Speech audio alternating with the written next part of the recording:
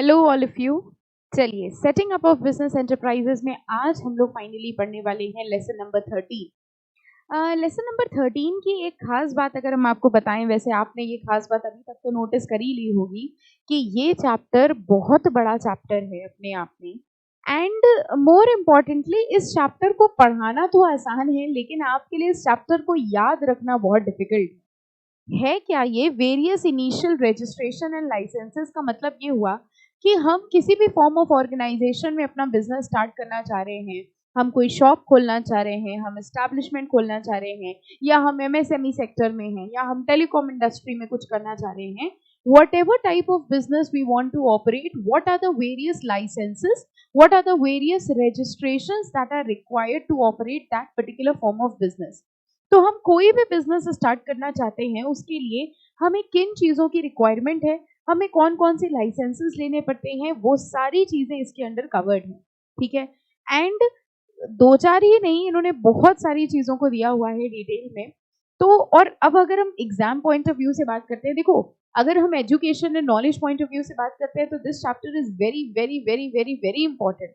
Reason be कि कभी जब भी आप कंपनी सेक्रेटरी की तरह काम करेंगे as a practising company secretary, सबसे ज्यादा काम आपके पास यही आएगा कि भाई हम एक नया बिजनेस शुरू करने वाले हैं, मुझे क्या लाइसेंस चाहिए होंगे, हम एक नई फैक्ट्री शुरू करने वाले हैं, हमें क्या लाइसेंस चाहिए होगी, हमें एक रेस्टोरेंट डालना है, what are the various licences and registrations which we need to do. So these are the very basic and common problems in the society which will come in front of you, right.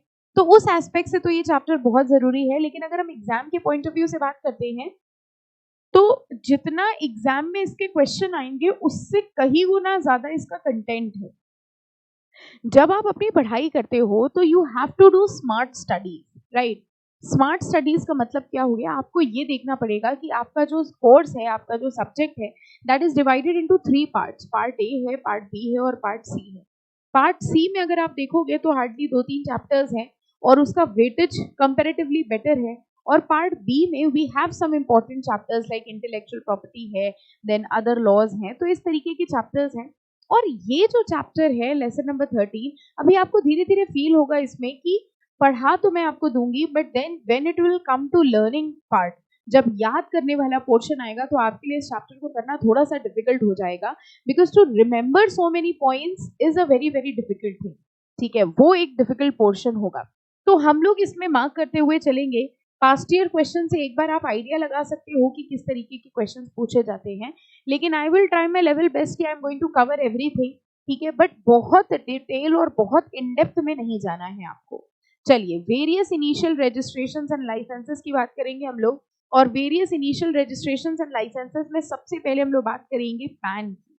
देखिए, mandatory registration का मतलब जब हम कोई business शुरू करना चाह रहे हैं, जब हम कोई काम शुरू करना चाह रहे हैं, तो वो कौन कौन से रजिस्ट्रेशंस हैं जो हमको करवाना जरूरी है। whenever we are going to do any type of business, कुछ भी हमें करना है तो सबसे पहले रिक्वायरमेंट होती है पैन की। What is pan? A permanent account number. Permanent account number आपका एक यूनिक आइडेंटिफिकेशन होता है which is used for income tax purposes, right? So whenever a person wants to start a business या whenever a person is earning any income, ठीक है, तो उसको एक नंबर लेना पड़ता है जिसको हम लोग कहते हैं पैन नंबर। और आगे जाके इनकम टैक्स के जितने भी डॉक्यूमेंट्स होते हैं, रिटर्न फाइलिंग होती है, उन सारे डॉक्यूमेंट्स में पैन नंबर का मेंशन होना मैंडेटरी होता है, राइट। तो देखिए, सबसे पहले लिखा है permanent account number, in short called a PAN, is a vital document for any taxpayer. It is a 10 character alphanumeric number. Alphanumeric मतलब कुछ alphabets होंगे, कुछ number होंगे, consisting of letters and digits. PAN card requirements are detailed in the Income Tax Act. This number is unique to each card holder and helps identify the income tax payer. यानी कि जो tax payers होते हैं, जो tax पे करते हैं, उनकी यूनिक आइडेंटिफिकेशन के लिए ये उनका एक यूनिक नंबर होता है। Okay, it is required for, कह रहे हैं चाहे आप इंडिविजुअल हो, आप पार्टनरशिप हो, आप कंपनी हो, या किसी भी फॉर्म ऑफ ऑर्गेनाइजेशन में आप ऑपरेट कर रहे हो, उस फॉर्म ऑफ ऑर्गेनाइजेशन के नाम से पैन कार्ड बनवाना जरूरी होता है। जरा देखिए कौन कौन सी वो लिस्ट ऑफ एंटिटीज हैं जिनको पैन कार्ड बनवाना पड़ता है। बॉडी कॉर्पोरेट हो, कंपनी हो, firms other than LLP, one person company, LLP firm, यहाँ एलएलपी कवर कर दिया, sole proprietorship, trust, corporation, limited liability companies, other association, ये जितनी भी एसोसिएशंस हैं, ये जितनी भी ऑर्गेनाइजेशंस हैं, जो भी काम ये कर रहे हैं they need to mandatorily have a PAN. Okay. Significance कह रहे हैं बेनिफिट्स क्या है पैन के. Some of the reasons why holding a PAN is important for every business entity. I am very sure आप में से कुछ लोगों का पैन कार्ड भी होगा, बहुत सारे लोगों का नहीं होगा, बट एक आध बच्चे ऐसे जरूर होंगे who must be having a PAN card. अगर नहीं है तो आप एक काम करिएगा, अभी जब आपका एग्जाम सब हो जाए और जब आप कंपेरेटिवली थोड़ा फ्री हो तो पैन कार्ड अप्लाई कर दीजिएगा, कोई प्रॉब्लम नहीं है उसमें. Even if you are not paying tax right now, still you can have a PAN card. ठीक है, तो वो एक आइडेंटिटी प्रूफ की तरह रख लेना. इंपॉर्टेंट ये है कि आप जब उसको अप्लाई करोगे ना तो आप उसका पूरा प्रोसीजर सीख जाएंगे कि कैसे अप्लाई करना है. चलो एनीवेज, कह रहे हैं क्या बेनिफिट्स हैं पैन के. It was made mandatory by the government of India under the income tax act. कह रहे हैं इनकम टैक्स एक्ट के हिसाब से जो भी इनकम टैक्स के ट्रांजैक्शंस आप करते हो उन सारे ट्रांजैक्शंस में पैन नंबर का कोड करना मैंडेटरी है, और इसलिए इनकम टैक्स एक्ट के हिसाब से to have a PAN number is mandatory for all the taxpayer. तो पहला फायदा तो ये हो गया. दूसरा कह रहे हैं in the absence of pan the government will charge with holding tax. थोड़ा बहुत टैक्स अगर आपने पढ़ा हो तो आप समझ सकते हैं विद होल्डिंग टैक्स को हम लोग टीडीएस कहते हैं. और शायद आपने टैक्स के अंदर टीडीएस का एक प्रोविजन पढ़ा होगा कि अगर ये 30% की जगह शायद आपने 20% पढ़ा होगा कि अगर आपके पास पैन नहीं है तो टीडीएस का जो रेट होता है वो ज्यादा हो जाता है. So that is also one of the benefits. In other words you can say if you are having a PAN number then the rate of TDS will be lower as compared to not having a PAN. तो ये भी एक benefit है. It serves as a reference number of its holder for the income tax department to track the financial transactions carried out by it. Income tax department अगर देखना चाहता है कि एक पर्टिकुलर एसएससी के क्या ट्रांजैक्शंस रहे हैं, उसने किस तरह से काम किया है, एक फाइनेंशियल ईयर में कितना काम किया है, वो सारी चीजों को ट्रैक करने के लिए उसको एक सिंगल नंबर वो एक सिंगल नंबर का यूज कर सकता है, और उस सिंगल नंबर को हम लोग क्या कहेंगे, pan. Even if one is not required to pay income tax, it is mandatory for him to hold a PAN if he is earning money. तो आप टैक्स दे रहे हो या नहीं दे रहे हो उससे मतलब नहीं है, अगर आप इनकम अर्न कर रहे हो तो भी आपके पास पैन कार्ड होना मैंडेटरी है. Companies, regardless of whether they are registered abroad or in India, are required to pay tax for business carried out in India. Without the PAN, the government has mandate to deduct the tax at the highest possible rate. यही चीज अभी हम आपको ऊपर बता रहे थे, चाहे इंडिया की कंपनी हो चाहे इंडिया की बाहर की कंपनी हो, अगर वो इंडिया में ऑपरेट कर रही है तो उसको इंडिया में टैक्स देना पड़ेगा, और अगर उसको इंडिया में टैक्स देना है तो इंडिया में उसके लिए पैन कार्ड देना मैंडेटरी होगा. और अगर ये पॉइंट हमने अभी आपको बताया था कि अगर आपके पास पैन नहीं है तो टीडीएस का हाईएस्ट रेट लगता है as compare to when a person is having a PAN. PAN helps an individual to pay for his invoices, remittances, and is also required to be mentioned in the income tax return. Just like individual, companies are required to provide their tax registration number to whomsoever they are paying them. A TRN can be obtained only when the company holds a PAN. कैसे apply करते हैं? The PAN permanent account number is an important document for conducting even the most simplest of the financial transaction. आपने देखा होगा आज की तारीख में अगर आप कोई बैंक अकाउंट खुलवाते हो या आप कोई भी फाइनेंशियल ट्रांजैक्शन करते हो, आप डीमैट अकाउंट खुलवाते हो या कुछ भी करते हो, पैन कार्ड की रिक्वायरमेंट होती ही होती है. अर्लियर कह रहे हैं पहले पैन कार्ड के लिए फिजिकल फॉर्म भरना पड़ता था, बट अब ये एक ऑनलाइन प्रोसीजर हो गया है. In present times the application for allotment of pan can be made online. तो अब हम लोग ऑनलाइन रिक्वेस्ट भेज के भी पैन अप्लाई कर सकते हैं. That is why I am telling you, जब आपके एग्जाम्स हो जाएं और आप कंपैरेटिवली फ्री हो जाएं, then you can apply for PAN online. उसके लिए बोल रहे हैं ऑनलाइन एप्लीकेशन. ये पैराग्राफ पढ़ लीजिएगा जब आप फ्री हो जाएं तब. कह रहे हैं ऑनलाइन एप्लीकेशन कैसे भेजी जाएगी. एनएसडीएल का एक पोर्टल होता है और ये देखो वेबसाइट का नाम दिया हुआ है. आप इसमें लॉग इन करेंगे और इसमें लॉग इन करके you need to fill up the form and then you can apply for PAN. और पैन एप्लीकेशन फीस जो है वो 110 रुपए की लगेगी, इसीलिए मैंने आपको बताया ज्यादा खर्चे वाली चीज आई नेवर टेल यू. ठीक है, so by this you can apply your PAN on yourself and that will be helpful for you to learn the full procedure of PAN. ठीक है, fine.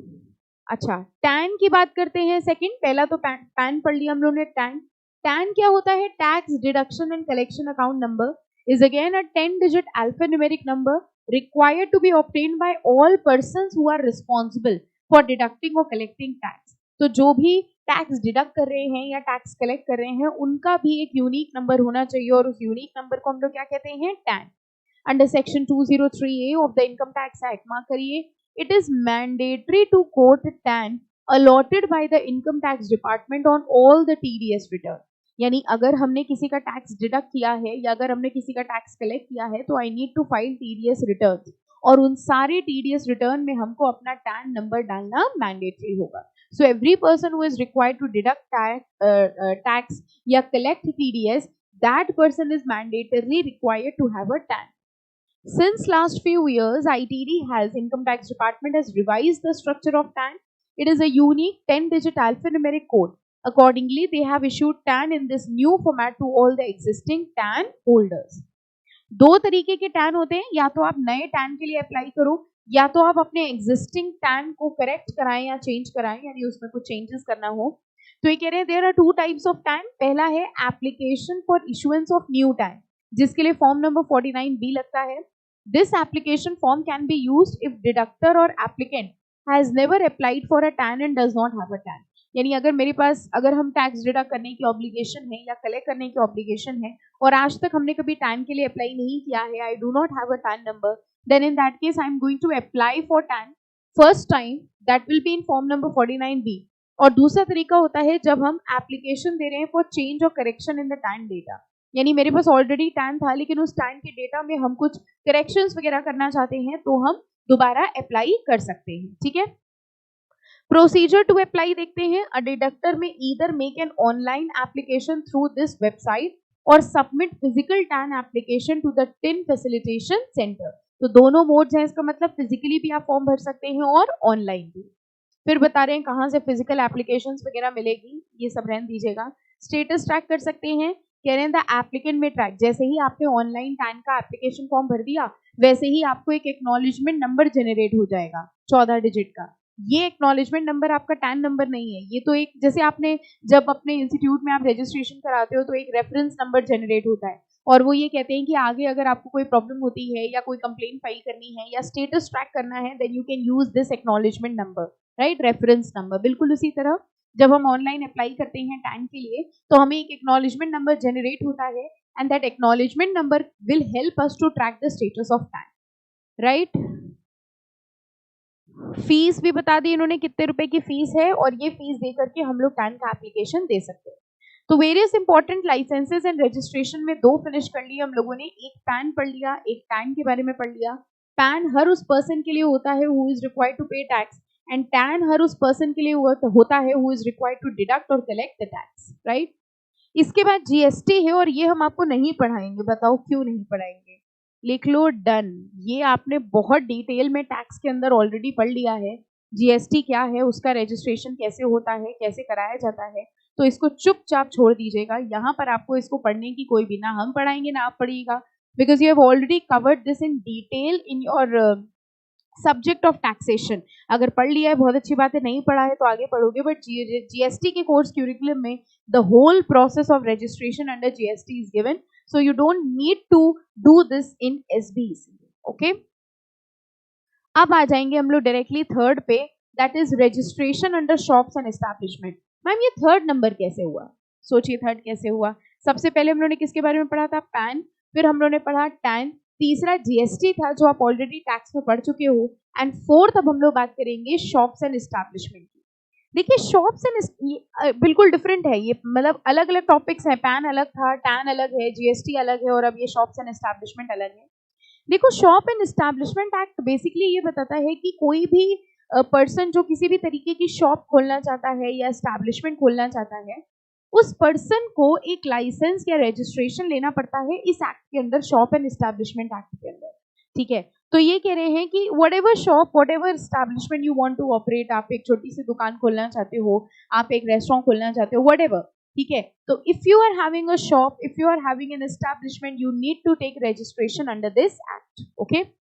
Registration under shops and establishment, one of the most important regulation to which most business in India are subject to। आप खुद सोच के देखिए ना, सबसे ज्यादा बिजनेस इसी एक्ट को फॉलो करते होंगे, क्योंकि हर पर्सन जो बिजनेस कर रहा है वो या तो शॉप खोलेगा या तो एस्टैब्लिशमेंट खोलेगा, और अगर वो शॉप खोलता है या एस्टैब्लिशमेंट बनाता है, अभी दोनों की मीनिंग पढ़ेंगे हम लोग, तो उसको इस एक्ट के अंडर रजिस्ट्रेशन लेना पड़ता है।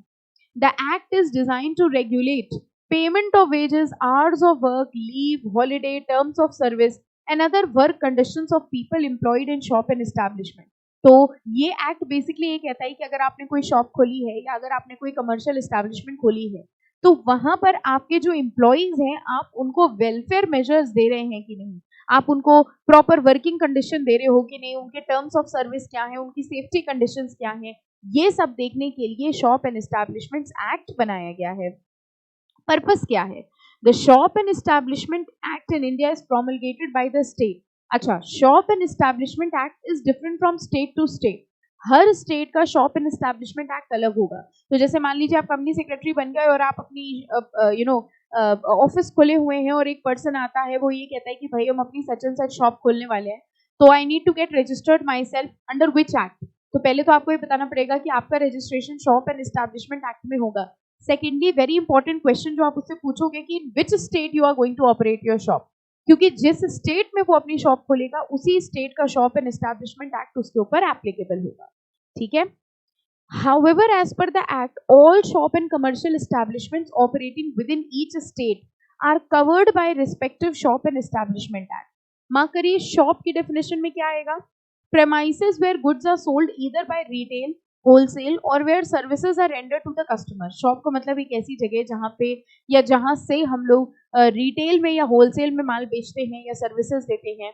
It includes an office, storeroom, godown, warehouse, workhouse और workplace area. इस्टेब्लिशमेंट की डेफिनेशन देखिए क्या क्या है। Shop, commercial establishment, residential hotel, restaurant, eating house, theatre, other places of public amusement, ये सब के सब किस वर्ड के अंदर आ गए? इस्टेब्लिशमेंट। तो आप रेस्टोरेंट खोलते हो, आप होटल खोलते हो, आप अम्यूजमेंट पार्क खोलते हो, आप कुछ भी ऐसा खोल रहे हो, चाहे वो एस्टेब्लिशमेंट की डेफिनेशन के अंदर आ जाए या शॉप की डेफिनेशन के अंदर आ जाए, ये एक्ट आपके ऊपर एप्लीकेबल हो जाएगा। इंपॉर्टेंट मार्क करो एक लाइन हाउएवर से। Factories are not covered by shop and establishment act. Important, क्यों नहीं कवर्ड है? क्योंकि इनके ऊपर इनका खुद का एक्ट लगता है और इनका खुद का एक्ट कौन सा है? Factories act. ठीक है, फैक्ट्रीज एक्ट लेबर लॉ के अंदर आप पढ़ेंगे या पढ़ा होगा आपने कि भाई जो भी फैक्ट्रीज है उनको रजिस्ट्रेशन लेना पड़ता है फैक्ट्रीज एक्ट के अंदर। इसलिए वो फैक्ट्रीज जो ऑपरेट कर रही हैं, जिन्होंने फैक्ट्रीज एक्ट के अंदर रजिस्ट्रेशन ले लिया है, they do not require to take registration under shop and establishments act. ठीक है, मीनिंग ऑफ एस्टैब्लिशमेंट पढ़िए जरा दोबारा, रिपीटेड लाइन है, रीड करिए क्या मतलब हुआ इसका। पढ़ ली डेफिनेशन, देखिए सेम है, मीनिंग ऑफ एस्टैब्लिशमेंट और मीनिंग ऑफ शॉप। ठीक है, बस वहां पे स्टेटमेंट फॉर्म में लिखा हुआ था और यहाँ पर इन्होंने अलग से हेडिंग वाइज में दे दिया है। अब देखिए कह रहे हैं, और देखो ये भी हमने आपको बताया था कि शॉप में फैक्ट्री नहीं आएगी, commercial establishment, resident, hotel, eating house, theatre, ये सब शॉप में नहीं आएंगे क्योंकि ये सब एस्टैब्लिशमेंट में आते हैं। ठीक है, एनीवेज चाहे शॉप हो चाहे एस्टैब्लिशमेंट हो, लाइसेंस दोनों को लेना पड़ता है। फैक्ट्री को नहीं लेना पड़ता है क्योंकि इसके ऊपर फैक्ट्रीज एक्ट लगता है। Okay, now licence under shop and establishment act basically कह रहे हैं कोई भी शॉप और कोई भी एस्टैब्लिशमेंट है जो ऑपरेट करना चाहती है उसको लाइसेंस लेना पड़ेगा बाय गेटिंग इटसेल्फ रजिस्टर्ड, यानी इसको शॉप एंड एस्टैब्लिशमेंट एक्ट के अंदर रजिस्ट्रेशन कराना पड़ेगा और तब इनको एक लाइसेंस मिलेगा to operate their shop and establishment. Any shop और commercial establishment that commences operation, जो भी अपना बिजनेस शुरू करना चाह रही है, must apply to the chief inspector for a shop and establishments act licence within the prescribed time. The application for license in the prescribed form must contain the name of employer, address of establishment, name of establishment, category, number of employee and other relevant details as requested. ये सारे document जब हम लोग chief inspector के पास submit करेंगे, the shop or commercial establishment will be registered and a registration certificate will be issued to the occupier. तो ये कह रहे हैं अगर हम अपने शॉप या कमर्शियल एस्टैब्लिशमेंट का रजिस्ट्रेशन कराना चाहते हैं तो चीफ इंस्पेक्टर के सामने हम एप्लीकेशन देंगे, सारे नेसेसरी डॉक्यूमेंट सबमिट करेंगे, सबमिशन के बाद वो हमको एक लाइसेंस दे देंगे और जिस दिन वो हमको लाइसेंस दे देंगे उस दिन से हमारी शॉप या एस्टैब्लिशमेंट रजिस्टर्ड मान ली जाएगी। देखो वही चीज यहाँ लिखी हुई है, उसी का प्रोसेस। रजिस्ट्रेशन कैसे हो रहा है? As a business owner of shop और establishment you are compulsorily required to get the same registered under shop and establishment act. Here are the specific rules. अब डिटेल में इन्होंने बताया है प्रोसीजर। देखिए कह रहे हैं एप्लीकेशन सबमिट करना है, या ये भी ऊपर लिखा था ना कह रहे हैं कि एप्लीकेशन सबमिट करना है, okay, with in 30 days of starting any work in your shop and establishment. यानी पहले लाइसेंस लेके काम शुरू नहीं करना है। ऐसा हो सकता है आपने काम शुरू कर दिया और काम शुरू करने के 30 दिन के अंदर अप्लाई कर दो, ओके।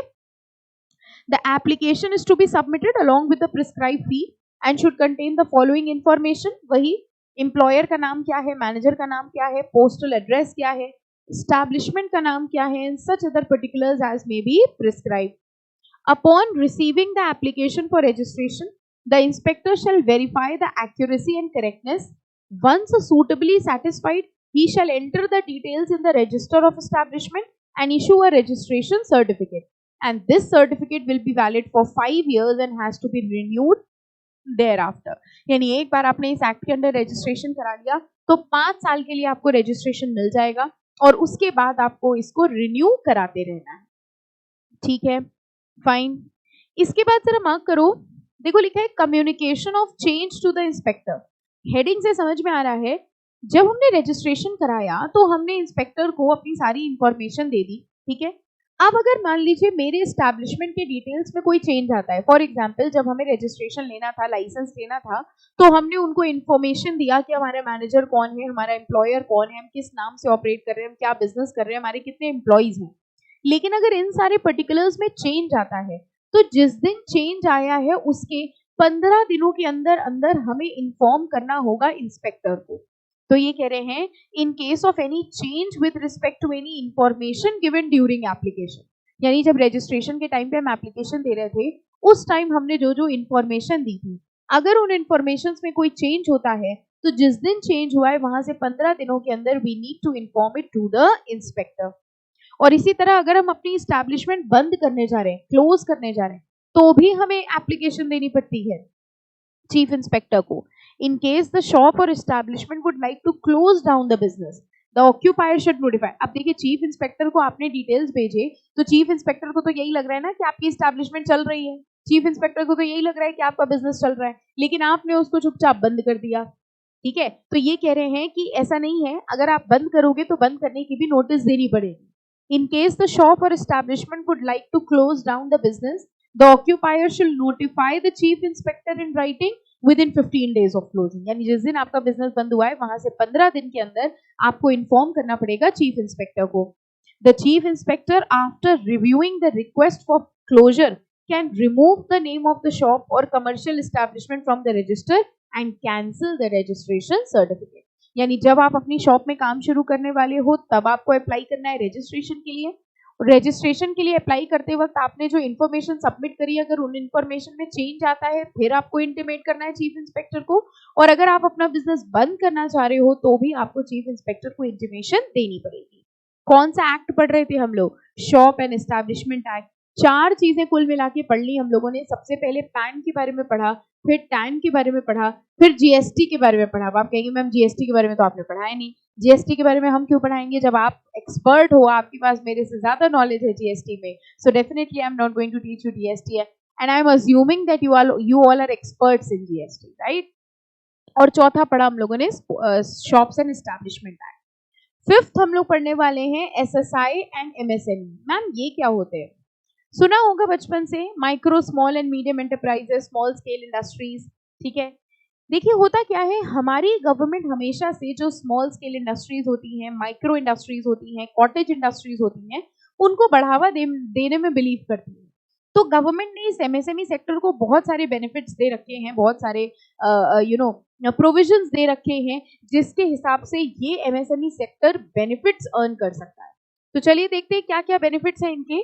स्मॉल स्केल इंडस्ट्री सबसे पहले क्या है वो देखेंगे। Small scale industries are those industries in which manufacturing, production and rendering of services are done on a small और micro scale. These industries make a one-time investment in machinery, plant and industry, but it does not exceed 1 crore. तो एक overall limit दी है इन्होंने small scale industries की कि small scale industry वो industry है जो अपने प्लांट मशीनरी में जो इन्वेस्टमेंट करती है वो 1 करोड़ से कम है। तो कोई भी ऐसी इंडस्ट्री जिसने 1 करोड़ से कम की इन्वेस्टमेंट कर रखी है उसको हम एसएसआई सेक्टर का मानते हैं। और अगर 1 करोड़ से ज्यादा की इन्वेस्टमेंट आपने करी है तो obviously you are a large scale industry. SSI में भी, स्मॉल स्केल इंडस्ट्री में भी एक बाइफरकेशन होता है, micro, small and medium enterprises. I you understanding? Small scale industry एक वाइडर कैटेगरी है और उसके अंदर आता है एमएसएमई। एमएसएमई में माइक्रो की अलग है, स्मॉल अलग है और मीडियम एंटरप्राइज अलग है, ठीक है। द गवर्नमेंट ऑफ इंडिया, अच्छा ये छोड़ो, सीधे यहाँ आ जाओ न्यू डेफिनेशन, और यहां से इंपॉर्टेंट मार्क कर लो, बस इतना मार्क कर लीजिए। ऊपर ना इसी को ही रिटन फॉर्म में लिखा हुआ है, बस इतना मार्क कर लो। ऊपर थ्योरेटिकली लिखा है और यहाँ देखिए उन्होंने नटशेल में पॉइंट्स बना के दे दिए हैं, तो हम लोग सिर्फ पॉइंट से पढ़ लेते हैं। एक्चुअली पहले क्या होता था एमएसएमई सेक्टर में, जो micro small and medium enterprises की जो डेफिनेशन होती थी ना, उसमें उन्होंने 2 क्राइटेरिया के हिसाब से दिया था कि प्लांट एंड मशीन, मतलब एक उन्होंने दिया था मैन्युफैक्चरिंग इंडस्ट्रीज के लिए और एक उन्होंने दिया था सर्विस सेक्टर के लिए। अब उन्होंने किया क्या है न्यू डेफिनेशन के अंदर, मैन्युफैक्चरिंग और सर्विस सेक्टर को कंबाइन करके सिर्फ एक लिमिट दे दी है। कंपेरेटिवली आपके लिए इजी हो गया कि टफ हो गया? मैम ऑब्वियसली इजी हो गया, पहले हमें 2-2 लिमिट्स याद, बल्कि 3 है तो 6 लिमिट्स याद करनी पड़ती थी, है ना, 3 इसकी 3 उसकी, अब आपको सिर्फ 3 लिमिट्स याद करनी है।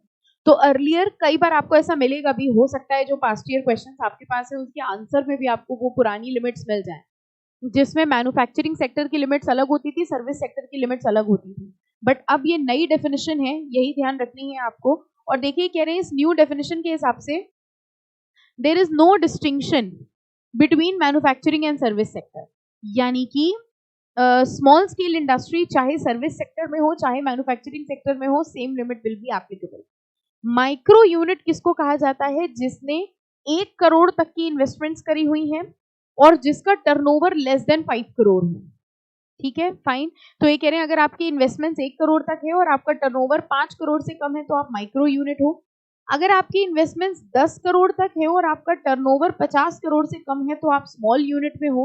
और अगर आपकी इन्वेस्टमेंट्स 20 करोड़ तक की है और आपका टर्नओवर 100 करोड़ से कम है तो आप मीडियम में हो। मैम मीडियम के बाद वाले क्या होंगे? ऑब्वियसली वो तो लार्ज स्केल इंडस्ट्री हो जाएगी, ठीक है। तो ये कह रहे हैं माइक्रो यूनिट्स वो होंगी जो 1 करोड़ तक का इन्वेस्टमेंट्स लिए हैं, स्मॉल वो होंगी जो 10 करोड़ तक का इन्वेस्टमेंट्स लिए हैं और मीडियम वो होंगी जो 20 करोड़ तक का इन्वेस्टमेंट्स लिए हैं, और इसी के साथ इनके टर्नओवर की लिमिट्स हैं। वेरी इंपॉर्टेंट, मार्क कर लीजिए इन तीनों लिमिट्स को। ये नई लिमिट्स हैं, देखिए 13 मई 2020 को ये नई लिमिट्स अनाउंस हुई, जिसके हिसाब से मैन्युफैक्चरिंग सेक्टर और सर्विस सेक्टर दोनों की लिमिट्स को कंबाइन कर दिया, ठीक है।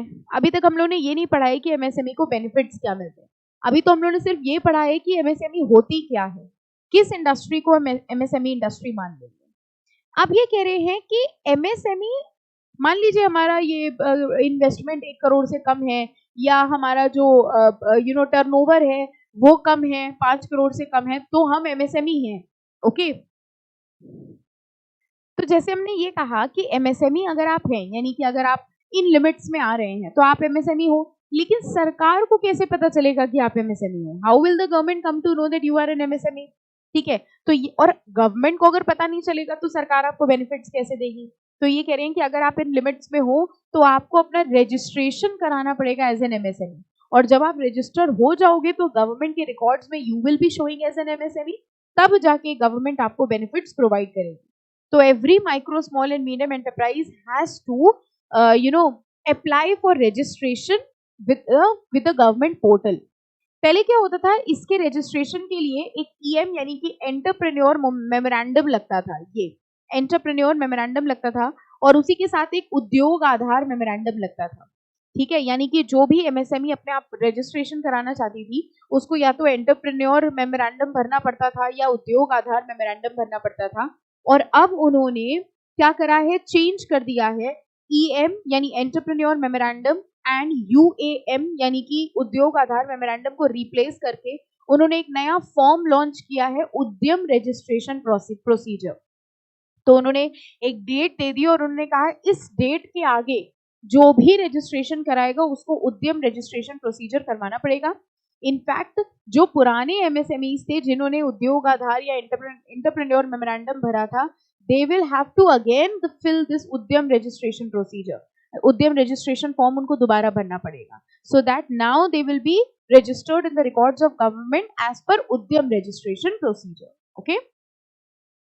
तो देखो जरा प्रोसीजर समझते हैं। द उद्यम रजिस्ट्रेशन फॉर एमएसएमईज, ठीक है, द उद्यम registration for MSME can be perform completely online. कह रही है पूरा का पूरा ऑनलाइन प्रोसीजर है, सिर्फ आपको अपना आधार लगाना पड़ेगा, and is based on self declaration as per notification issued by MSME. Self declaration समझे, कह रहे हैं कोई MSME है, ठीक है, जैसे मान लो ऐसा भी तो हो सकता है कोई लार्ज स्केल इंडस्ट्री हो और वो ये कह दे कि भाई हमारा टर्नओवर और हमारा इन्वेस्टमेंट इतना इतना कम है, हम MSME हैं, हमको MSME की तरह रजिस्टर करा दीजिए ताकि हमको बेनिफिट्स मिलने लग जाएं।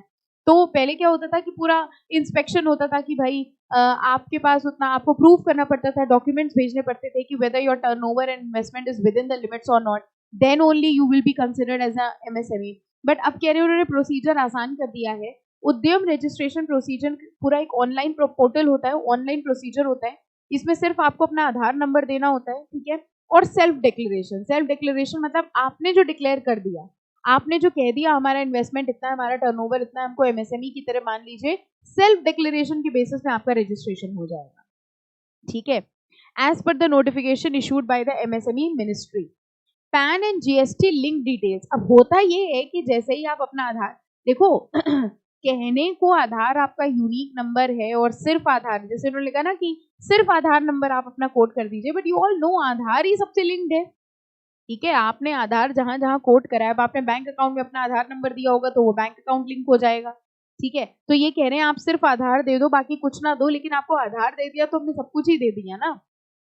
तो ये कह रहे हैं pan and GST linked details on investment and turnover of enterprise will be taken automatically from government database. अब समझ आया, आप अपना आधार तो दीजिए, आपका पैन, आपका GST सब कुछ हम खुद पता लगा लेंगे। तो ये कह रहे हैं आपको इतनी मेहनत करने की जरूरत नहीं है, आप बस सेल्फ डिक्लेरेशन दे दो और आधार दे दो बाकी। इसीलिए आधार लॉन्च हुआ था, आपको पता है, एक सिंगल नंबर लॉन्च हो गया जिससे सारे data government database automatically connected है।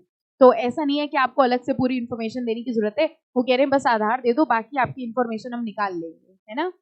This system has also been integrated with income tax and GST-IN businesses which have EM that is entrepreneurs memorandum और उद्योग आधार मेमोरेंडम जो पहले चलता था लिखा हुआ है, और any other registration issued by authority of MSME, देखो क्या लिखा है, will have to re register themselves, यानी अगर पहले किसी ने अपना रजिस्ट्रेशन कराया था एंटरप्रेन्योर मेमोरेंडम भर के या उद्योग आधार मेमोरेंडम भर के, उनको फिर से रजिस्ट्रेशन कराना पड़ेगा, री रजिस्ट्रेशन कराना पड़ेगा उद्यम रजिस्ट्रेशन प्रोसीजर के हिसाब से, ठीक है। अब इसके बाद यही बता रहे हैं कि क्या क्या इसमें रिक्वायरमेंट्स होती हैं, ठीक है। एलिजिबिलिटी में आ सकते हैं, एलिजिबिलिटी अप्लाई फॉर उद्योग आधार और MSME रजिस्ट्रेशन। MSME रजिस्ट्रेशन और Udyog Aadhaar can be obtained by any type of business entity, चाहे आप प्रोप्राइटरशिप हो, HUF हो, पार्टनरशिप हो, OPC हो, LLP हो, any form of business organisation you are having, you can register as an MSME. Small businesses having MSME registration enjoy various benefits under Micro, Small and Medium Enterprise Development Act. देखो अगर benefits ना होते तो कोई अपने आप को MSME के अंदर क्यों रजिस्टर कराता, इनको बहुत सारे बेनिफिट्स देती है गवर्नमेंट, ओके। आगे कह रहे हैं ऑब्टेनिंग MSME रजिस्ट्रेशन और Udyog Aadhaar is not mandatory and it is at the sole discretion. मान लीजिए मेरा इन्वेस्टमेंट भी 1 करोड़ से कम है और मेरा टर्नओवर भी लिमिट से कम है, लेकिन हम MSME में रजिस्ट्रेशन नहीं कराना चाहते, हम कह रहे नहीं भैया हमको बेनिफिट्स नहीं चाहिए, तो ये कह रहे MSME में रजिस्ट्रेशन कराना मैंडेटरी नहीं है। MSME में रजिस्ट्रेशन कराना मैंडेटरी तब है अगर आप उसके बेनिफिट्स लेना चाहते हो। So if you want कि as an MSME I should be getting government benefits, if you want as an MSME I should be getting the donations and every facilities of the government, तो government कहती है कि हम आपको MSME तभी मानेंगे जब आपने MSME एक्ट के अंदर रजिस्ट्रेशन कराया हो। अदरवाइज अगर आप इन लिमिट्स के विद इन हो तो you do not need to go for registration, आपको रजिस्ट्रेशन कराने की जरूरत नहीं है अगर आपको बेनिफिट्स नहीं चाहिए। So it's not mandatory, important mark करो इस लाइन को। कह रहे हैं ऑब्टेनिंग MSME रजिस्ट्रेशन और Udyog Aadhaar is not mandatory and it is the sole discretion of entrepreneur, या एंटरप्रेन्योर के ऊपर है कि वो रजिस्ट्रेशन लेता है कि नहीं। However it is recommended, obviously recommended है, क्योंकि अगर आपने रजिस्ट्रेशन नहीं लिया तो आपके MSME होने का फायदा नहीं है और आपको बेनिफिट्स भी नहीं मिलेंगे, ठीक है। तो देखो लिखा हुआ है, कह रहे हैं it is recommended that most business obtain MSME SSI उद्योग आधार registration after its formation to enjoy various benefits like protection against delayed payment under MSMED Act. तो अगर आप बहुत सारे गवर्नमेंट के बेनिफिट्स लेना चाहते हो तो वो बेनिफिट्स आप तभी ले सकते हो if you get yourself registered under MSME, ठीक है। ये देखो वो डेट है जो हम आपको बता रहे थे ना, 30 जून, ठीक है। इसमें देखो ये लाइन देख लो, ऐसे ही हम आपकी नॉलेज के लिए बता रहे हैं, existing enterprises registered prior to 30th June 2020 shall continue to be valid only for a period up to 31st day of March 2021। यानी जो ओल्ड एंटिटीज हैं जिन्होंने एंटरप्राइज मेमोरेंडम भर के रजिस्ट्रेशन लिया था या उद्योग आधार भर के रजिस्ट्रेशन लिया था, उनको 31 मार्च 2021, ये भी निकल गई डेट अभी अभी, है ना। तो ये कह रहे हैं 31 मार्च 2021 तक उनका वो पुराना रजिस्ट्रेशन वैलिड रहेगा, यानी इस डेट के बाद इनको मैंडेटरली उद्यम का फॉर्म भरना पड़ेगा, री रजिस्ट्रेशन करवाना पड़ेगा, ठीक है, फाइन। वही चीज लिखी है देखो, therefore it is clarified and emphasized that all existing EM and UAM obtained till 30/6 shall remain valid till 31 March 2021 and after that they need to take re-registration under उद्यम। क्लियर, ठीक है। बस अब इसके बाद देखो बेनिफिट्स में आओ सीधे।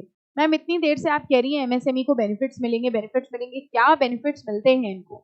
कह रहे हैं देखो यहां पर लिखा हुआ है, इसमें यानी 5 कर लो, 5 7 कर लीजिएगा कुछ भी, ठीक है। देखिए क्या बेनिफिट्स हैं। सबसे पहले तो इनको इजी फाइनेंस मिल जाता है बैंक से विदाउट कोलेटरल। अरे वाह, ये बेनिफिट तो बड़ा अच्छा है। कह रहे हैं easy finance availability from bank without collateral, यानी कि ये बैंक से लोन ले सकते हैं और बदले में इनको कोई वो कोलेटरल या एसेट वैसेट गिरवी रखने की जरूरत नहीं है। Assured payment within 45 days and protection against delay in payment from buyer and write off interest on delayed payment. पहले के टाइम पे लोग करते क्या थे, जैसे एमएसएमई से माल खरीद लिया, अब उनको पेमेंट नहीं दे रहे, तो एमएसएमई के पास इतना सारे फंड्स थोड़ी ना है, वो किस पे बेस्ड है भाई, एमएसएमई का माल बिकेगा, पैसा आएगा, उसी से वो बिजनेस चलाएगी। लेकिन लोग क्या करते थे, बहुत लंबा लंबा क्रेडिट ले लेते थे कि भाई हमने आज एमएसएमई से माल खरीद लिया, 1 साल हो गया, 2 साल हो गया, अभी तक पेमेंट नहीं है। तो गवर्नमेंट कह रही है कि अगर एमएसएमई को फंड्स नहीं मिलेंगे तो वो बिजनेस कैसे चलाएगी। तो ये एश्योर किया जाता है कि एमएसएमई को 45 दिन के अंदर अंदर अपना पैसा मिल जाए, ठीक है। और अगर डिलेड पेमेंट होता है then in that case buyer will have to pay interest on delayed payment. This is also one of the benefit कि 45 डेज के अंदर अंदर उनको उनके माल का पैसा मिल जाएगा।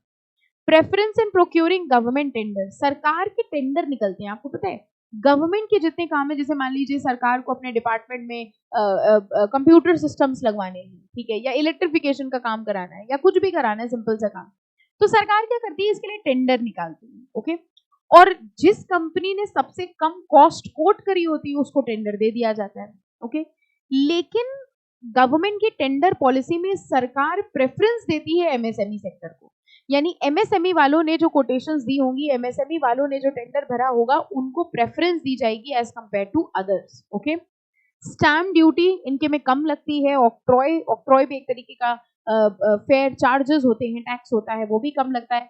इलेक्ट्रिसिटी बिल में इनको कंसेशंस मिलते हैं, रिजर्वेशन पॉलिसीज में इनको बेनिफिट्स मिलते हैं, ठीक है। तो ये सारे इन्होंने देखो बेनिफिट्स दे रखे हैं, कोई 5-6 जो आपको इजी लगे वो आप पढ़ लीजिएगा। These are the various benefits available to MSME sector.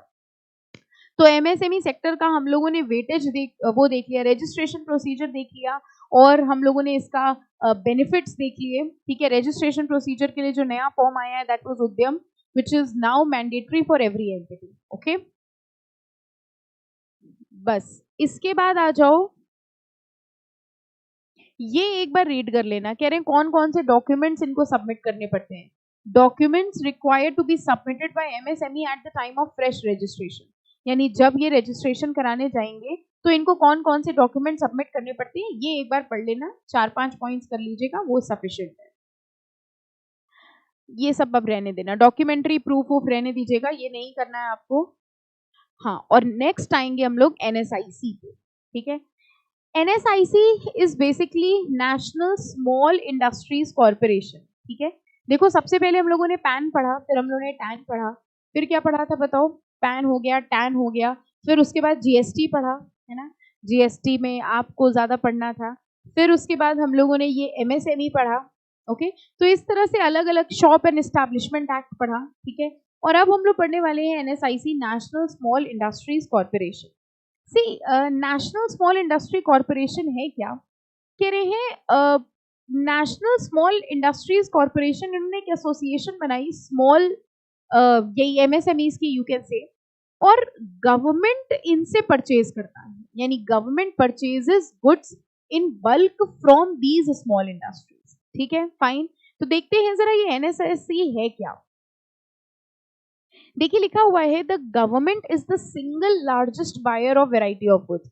अगर हम लोग देखें तो पूरी इकोनॉमी में सबसे लार्जेस्ट बायर गुड्स का कौन होता है? गवर्नमेंट।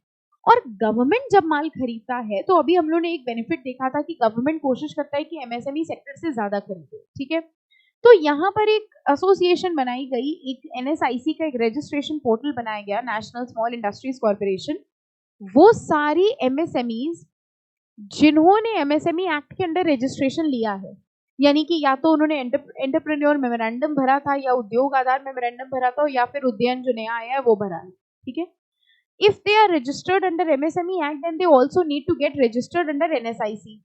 उनको NSIC में रजिस्ट्रेशन कराना पड़ेगा, और एक बार उन्होंने NSIC में रजिस्ट्रेशन करा लिया, now government whenever is going to purchase goods, government is going to offer to these small industry। यानी आप ये कह सकते हो गवर्नमेंट माल उन MSME से खरीदेगा जो NSIC में रजिस्टर्ड है। NSIC एक पोर्टल है जहां पर जितनी भी ये स्मॉल स्केल इंडस्ट्रीज हैं इनको अपना रजिस्ट्रेशन कराना पड़ता है, वन स्टॉप रजिस्ट्रेशन, यानी एक बार रजिस्ट्रेशन कराना पड़ता है और फिर ये सब लिस्ट हो गए एनएसआईसी के पोर्टल में। And now government is going to purchase goods from such small scale industries. Okay, so the government is the single largest buyer of variety of goods with a view to increase the share of purchases from the small scale sector। सरकार चाहती है हम ज्यादा से ज्यादा small scale sector से खरीदें। Government store purchase programme was launched. All micro small and medium enterprises having, अब कह रहे हैं वो एमएसएमई जिन्होंने या तो एंटरप्राइज मेमोरेंडम में अपना रजिस्ट्रेशन कराया था या उद्योग आधार में कराया था और या फिर अब नया उद्यन में कराया है, are eligible for registration with NSIC under its single points registration scheme. ठीक है, NSIC registration is required to be renewed on every 2 years। हर 2-2 साल में ये रजिस्ट्रेशन रिन्यू करना पड़ता है। National small industries corporation enlist, देखो ये क्या करती है, ये लिस्ट करती है अपने पास स्मॉल स्केल यूनिट्स को as competent to undertake supply of various items to the government. यानी हर वो एमएसएमई जो गवर्नमेंट को माल बेचना चाहती है वो अपने आप को लिस्ट करा ले एनएसआईसी के पास। सरकार को जब भी कोई माल खरीदना होगा तो वो एनएसआईसी के पास जाके वहां पे जो भी एसएमईज लिस्टेड हैं उनसे परचेज कर लेगी।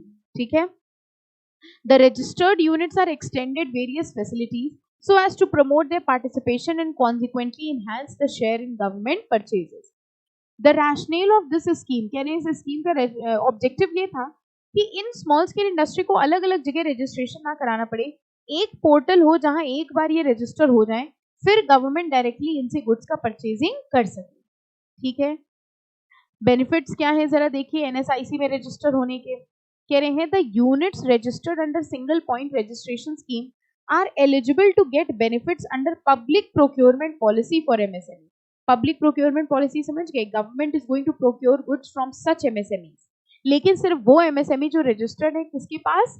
एनएसआईसी के पास। Okay, issue of tender sets free of cost, कह रहे हैं जो डॉक्यूमेंटेशन है टेंडर से रिलेटेड या जो भी चीजें हैं वो फ्री ऑफ कॉस्ट इनको प्रोवाइड कराया जाएगा। Exemption from payment of earnest money, normally क्या होता है जो भी ये एंटरप्राइजेस होती हैं जो गवर्नमेंट को माल बेचती है उनको एक सिक्योरिटी डिपॉजिट का अमाउंट देना पड़ता है। अर्नेस्ट मनी को लिख लो सिक्योरिटी डिपॉजिट। ठीक है, उनको सिक्योरिटी डिपॉजिट देना पड़ता है, लेकिन अगर आप एक एमएसएमई हो और आपने एनएसआईसी में रजिस्ट्रेशन कराया है तो आपको एग्जेम्प्ट कर दिया गया है, you do not need to deposit any security amount. इसके अलावा कह रहे हैं tender participating MSEs quoting price within price band of L1 + 15। ये पॉइंट समझ लो थोड़ा, L1 जो होता है ये लोएस्ट बिड होती है। ठीक है, जैसे मान लीजिए गवर्नमेंट को, अब ध्यान दीजिएगा, गवर्नमेंट को एक ऑर्डर देना था, परचेजिंग करनी थी, तो एमएसएमई वालों ने भी अप्लाई किया और नॉन एमएसएमई ने भी अप्लाई किया। नॉन एमएसएमई ने कहा कि हम आपको 10 रुपए में बेचेंगे गुड्स। ठीक है, गवर्नमेंट को खरीदना है, नॉन एमएसएमई ने कहा हम आपको 10 रुपए में बेचेंगे, एमएसएमई ने कहा कि हम आपको 14 रुपए में बेचेंगे। बताओ गवर्नमेंट किसको प्रेफर करेगी? अब आप कहेंगे मैम गवर्नमेंट नॉन एसएमई को प्रेफर करेगी क्योंकि नॉन एसएमई वाला 10 रुपए में बेच रहा है। गवर्नमेंट ने रूल ये बनाया कि अगर एमएसएमई वाला लोएस्ट बिड के 15% ज्यादा भी बेचेगा तो भी हम एमएसएमई को प्रेफरेंस देंगे। मतलब समझे कि नॉन एमएसएमई वाले ने जितना लोएस्ट अमाउंट कोट किया है प्लस 15%, ठीक है, इतना तक अगर एमएसएमई हमसे पैसे मांगेगा तो भी हम दे दें। मतलब गवर्नमेंट कह रही है एमएसएमई को थोड़ा ज्यादा रेट से खरीद ले, ठीक है, क्योंकि हम उनको बढ़ावा देना चाह रहे हैं। तो ये कह रहे हैं in tender participating MSME quoting price within price band of L1 plus 15% shall also be allowed. और ये कह रहे हैं 25% ऑफ द रिक्वायरमेंट, गवर्नमेंट को जितना खरीदना है, जैसे मान लीजिए गवर्नमेंट को 100 यूनिट्स खरीदनी है, तो गवर्नमेंट कह रही है हम ये श्योरिटी दे रहे हैं कि अगर आपको 100 यूनिट्स खरीदनी है तो 25 यूनिट हम एमएसएमई से खरीदेंगे, 25% एमएसएमई से ही खरीदा जाएगा, ठीक है, फाइन। तो ये देखिए बेनिफिट्स थे एनएसआईसी के अंडर रजिस्ट्रेशन कराने के। इसी तरह देखो ये भी लिखा हुआ है देखिए कह रहे central ministry departments of PSU set an annual goal of minimum 25% of total annual purchases out of annual requirement. देखो लिखा है गवर्नमेंट की जो एनुअल रिक्वायरमेंट है उसमें से 25% एमएसएमई से आएगा, जिसमें से 4% ईयरमार्क्ड है बाय शेड्यूल कास्ट, वो एमएसएमई जो शेड्यूल कास्ट मैनेज कर रहे हैं। यानी कह रहे हैं हमको 25% एमएसएमई से चाहिए, इस 25% में 4% हम उन एमएसएमई से लेंगे जो शेड्यूल कास्ट या शेड्यूल ट्राइब के लोग ऑपरेट कर रहे होंगे, और 3% हम उनसे लेंगे जो विमेन एंटरप्रेन्योर्स ले रहे हैं। तो देखा जाए तो इन्होंने सबको बढ़ावा दे दिया, एमएसएमई सेक्टर को भी, उन एमएसएमई सेक्टर को भी जो schedule caste schedule tribe operate कर रहे हैं, और उन एमएसएमई को भी जो विमेन ऑपरेट कर रही है। So these are the various benefits which are being provided to MSME sector under NSIC, ठीक है, फाइन। बस एलिजिबिलिटी है, एलिजिबिलिटी वही है कि वो एंटिटी जिसने एंटरप्रेन्योर मेमोरेंडम ले रखा है या उद्योग आधार मेमोरेंडम ले रखा है वही एनएसआईसी के अंदर रजिस्ट्रेशन करा सकते हैं, ठीक है। और एप्लीकेशन ये रीड कर लेना, आप एप्लीकेशन का पोर्शन रीड कर लेना, ठीक है, रजिस्ट्रेशन फी रीड कर लेना, और उसके बाद देखिए एक टॉपिक है ईएसआई, ये अगला आ गया, आई थिंक 6th होगा ना, एनएसआईसी के बाद अगला 6th है, लेकिन ईएसआईसी हम लोग कवर नहीं करेंगे क्योंकि we have done it in labour law. आपको याद है लेबर लॉज के अंदर हम लोगों ने ईएसआईसी पढ़ा है, नहीं पढ़ा है तो आगे पढ़ लेंगे, ठीक है। लेबर लॉज के अंदर हम लोग ने ईएसआई एक्ट पढ़ा था, एम्प्लॉय स्टेट इंश्योरेंस एक्ट, जिसमें एग्जैक्टली सेम चीजें हम लोग ने पढ़ी थी। अगर आप पढ़ चुके हो तो आपको ये याद आ जाएगा, देखो ये मैंने आपको लिमिट भी चेंज कराई थी, 1.75 4.75 अब नहीं है, ये लिमिट चेंज हो गई है। तो again ESI employ state insurance वाला पोर्शन भी अगर आप करना चाहते हैं, you can do it from labour law, I have already done it over there, ठीक है। तो ये यहाँ से हम लोग नहीं करेंगे, और नेक्स्ट टर्न पे आज हम लेक्चर यहीं को स्टॉप करेंगे। नेक्स्ट लेक्चर पे हम जो स्टार्ट करेंगे वो हम स्टार्ट करेंगे पीएफ रजिस्ट्रेशन प्रोसेस से, ठीक है। ऑल्दो पीएफ भी हम लोग ने पढ़ा हुआ है, provident fund, employees provident fund, but still इसके मैटर को हम लोग रीड कर लेंगे।